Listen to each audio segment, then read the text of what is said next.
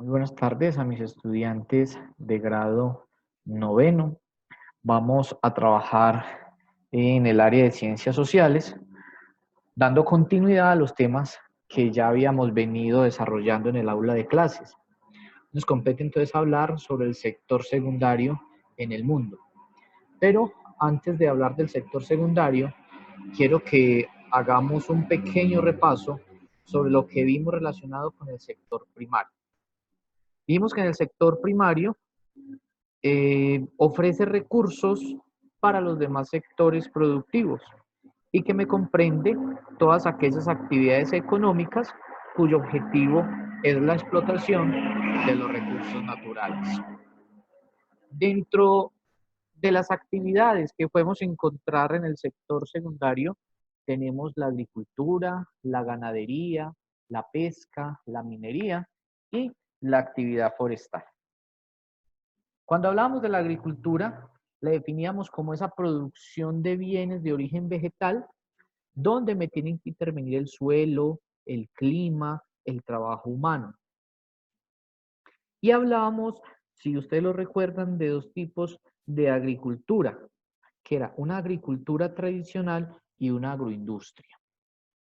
Cuando hablamos de agricultura tradicional, decíamos que es la que muchos de ustedes desarrollan en sus fincas, donde se usa muy poca maquinaria, donde es mucho la mano de obra y en especial de origen familiar que se necesita para poder sacar un cultivo, que esos cultivos iban a estar en una unidad de producción de un tamaño muy reducido y que esos espacios los íbamos a llamar minifundios.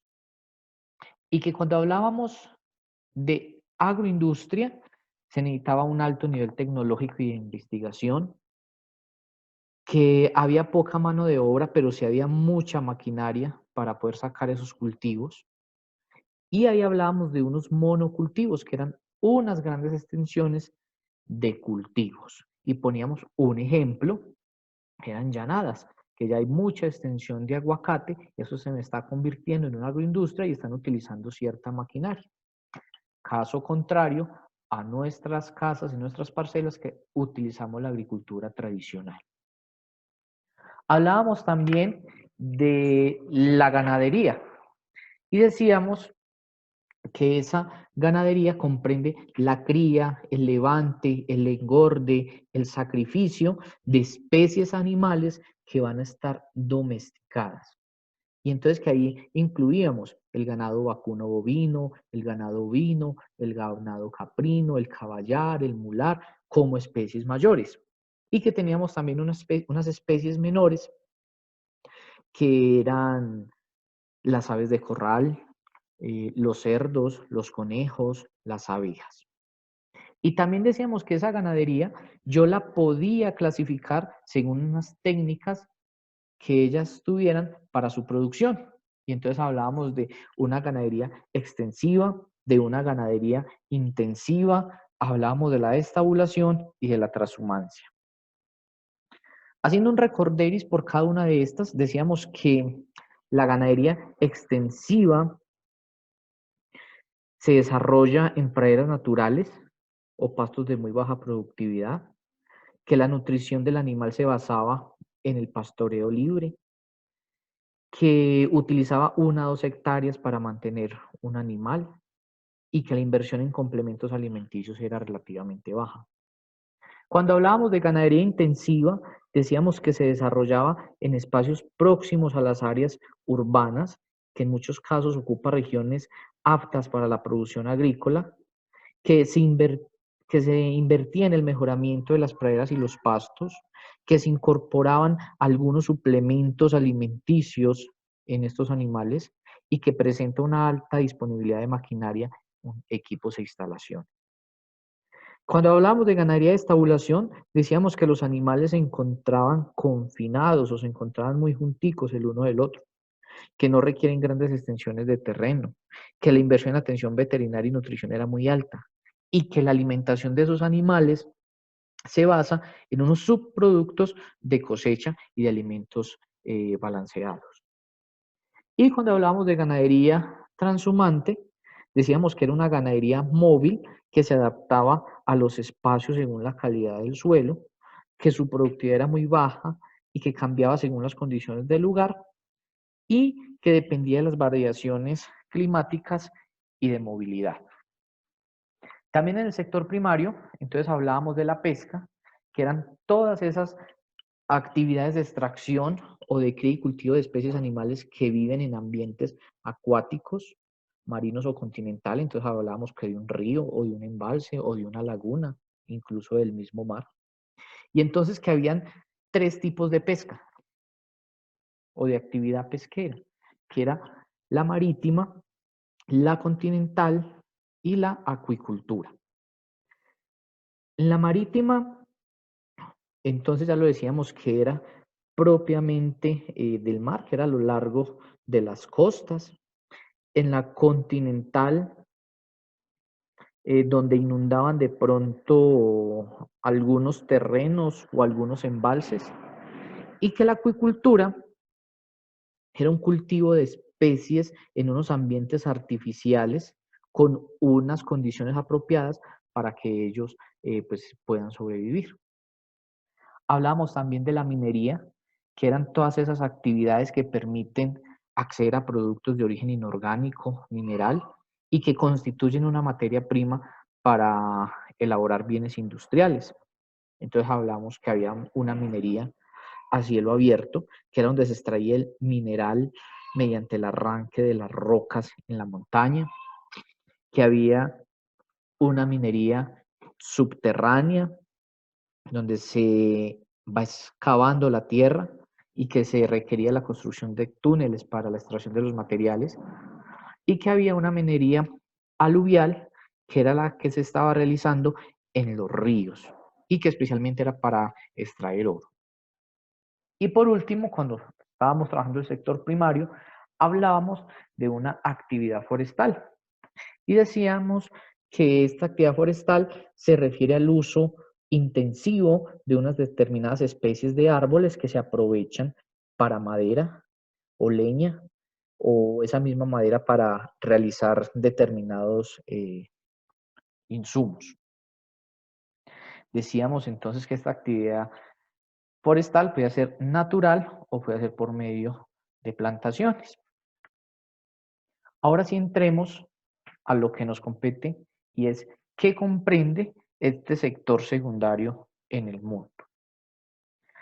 El sector secundario comprende actividades que implican la transformación de esa materia prima que se obtuvo en el sector primario en unos productos un poco más elaborados e incluye diferentes tipos de industrias, desde la producción de diversos bienes como un cuaderno, una lata de salchicha, un televisor, hasta la construcción de viviendas, edificios, un puente, la placa huella que están realizando y de manera muy importante la producción de energía eléctrica. Y este sector secundario involucra entonces actividades distintas, pero todas comparten la producción de unos bienes transformados a través del uso de las materias primas. Este sector secundario se caracteriza porque en la transformación de las materias primas se necesita trabajo y tecnología, y esto implica un valor adicional denominado valor agregado. Damos un ejemplo, y es que para que una camisa salga al mercado se requiere, entre otras acciones, el cultivo de la planta de algodón, el procesamiento, la producción del plástico que proviene del petróleo, así como la utilización de una energía para la confección de la misma. Entonces aquí nos tenemos que entrar a otro tema y es a la evolución y los tipos de energía. ¿Por qué? Porque la energía es la que me va a ayudar a transformar esa materia prima. La transformación de bienes del sector secundario, entonces ya lo dije, exige el uso de esa energía. Y la energía es un elemento indispensable para cualquier proceso económico. Y por eso en la historia de la humanidad se encuentran diferentes revoluciones energéticas. Y aquí tenemos quizás las 4 que me van a resumir esa evolución de la energía. Tenemos que en la prehistoria Estaba la creación y dominio del fuego, que permitió la cocción de alimentos, permitió también que estas personas tuvieran calor, tuvieran abrigo ahí en torno al fuego y tuvieran una defensa. Entre los años de 1750 y 1800 fue la época del carbón, que permitió la evolución de la máquina del vapor. Del año 1900 en adelante, hasta el día de hoy, estamos en la época del petróleo, que permitió la revolución del vehículo, de la aviación, del comercio marítimo a gran escala. Pero entonces tenemos que empezar a pensar en cómo va a ser esta energía en el futuro. ¿Y por qué? Miren lo que está ahí y lo que dice. Hay una crisis de la sociedad de los combustibles fósiles. Entonces el petróleo está escaseando en el mundo. Y por eso pongo entre signos de pregunta. Transición hacia combustibles renovables.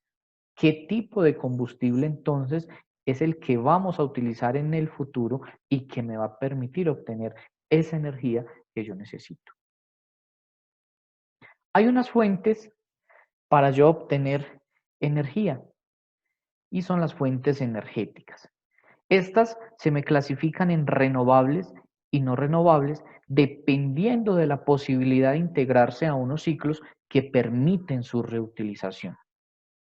Aunque estas energías no renovables han sido relacionadas con daños al medio ambiente, las energías renovables también pueden generar alguna contaminación. Por ejemplo, ahora que estemos viendo la biomasa, puede producir gas carbónico, que es nocivo para los seres vivos. Entonces miramos en este esquema que hay unas fuentes de energía que, como ya lo dije, se clasifican en renovables y en no renovables. Vamos a ver inicialmente las renovables. Las renovables me dice que la fuente de origen se renueva y puede ser utilizada permanentemente. Es decir, no se va a acabar esa fuente de energía. Y ese no se va a acabar lo pongo entre comillas. ¿Cómo pueden ser esos renovables? Puede ser una energía hídrica, geotérmica, solar, eólica o de biomasa. Cuando hablo de energía hídrica, se basa en la caída del agua. Entonces tenemos un ejemplo en la vereda y es la pequeña central hidroeléctrica que hay. Ellos aprovechan esa caída de agua para producir energía. La geotérmica, aprovechan el calor de la tierra. La solar aprovecha, aquí me equivoqué y pido disculpas, es producida por el sol. Entonces vemos, quizás los que han tenido la posibilidad de ir a los Río Verdes, que en algunas casas tienen unos paneles solares y es el sol quien les provee la energía a ellos. La eólica va a utilizar el viento, va a mover unos molinos y estos pues van a producir también energía. Y la biomasa producida por material orgánico. Y aquí me detengo un momentico. En muchas de nuestras casas, en muchas de sus casas, utilizan la leña para poder cocinar. Esa leña, que es un material orgánico, es biomasa o se clasifica dentro de la biomasa. ¿Por qué yo ahorita decía acá que, entre comillas, no se acababa? Porque es que si estoy utilizando mucha madera para producir carbón o para la leña, va a llegar el momento en que vamos a acabar también con los bosques. Y entonces ya no se va a tener esta fuente de energía, porque sabemos todo el proceso que se necesita para que vuelva a crecer un árbol. Sigamos ahora con las fuentes energéticas no renovables. Dice que su proceso de formación natural es muy lento respecto a la demanda humana. Es decir, se demora mucho en que ese tipo de energía se vuelva una energía renovable, vuelva nuevamente a obtener esa materia inicial, esa materia prima inicial. Hay dos formas de energía no renovables, que son los combustibles fósiles y el material radioactivo. Cuando hablo de combustibles fósiles, me refiero al producto de descomposición animal y vegetal durante millones de años. Y entonces tengo como ejemplo en este tipo de energías el petróleo, el carbón y el gas natural. Y tengo también como fuente de energía no renovable el material radioactivo, que es elaborado a partir del uranio y del plutonio y no me produce un efecto invernadero. Veamos ahora algunas imágenes donde podemos ilustrar mejor estos tipos de energía. Entonces tenemos energía hídrica por la caída del agua, energía geotérmica, me está aprovechando el calor que hay en la Tierra, energía solar, estoy aprovechando al sol, energía eólica, estoy aprovechando el viento, y la biomasa, que es producida por un material orgánico. Y acá podemos observar pues, la forma como se extraen los combustibles fósiles, en especial el petróleo, y esta figura que me indica que esto es material radioactivo.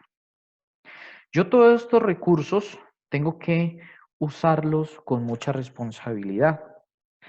Y la responsabilidad en el uso y consumo de la energía, entonces nos va a permitir a nosotros más adelante ahorrar dinero y ese dinero poder destinarlo a otras necesidades. Y además se convierte en un imperativo ambiental, porque entonces se reduce la emisión de gases contaminantes dentro de la atmósfera. Todos estos tipos de energía que vimos me van a ayudar más adelante para que veamos lo que es la industria, cuál es el proceso industrial y los tipos de industria que existen dentro del sector secundario. Pero por el momento entonces nos quedamos con esto. ¿Con qué comprende el sector secundario? ¿Cómo ha evolucionado la energía? ¿Y cuáles son esas fuentes de energía que yo puedo tener? ¿Cómo las puedo clasificar? Estamos entonces pendientes del taller que se va a publicar para que desarrollemos una actividad en torno al sector secundario en el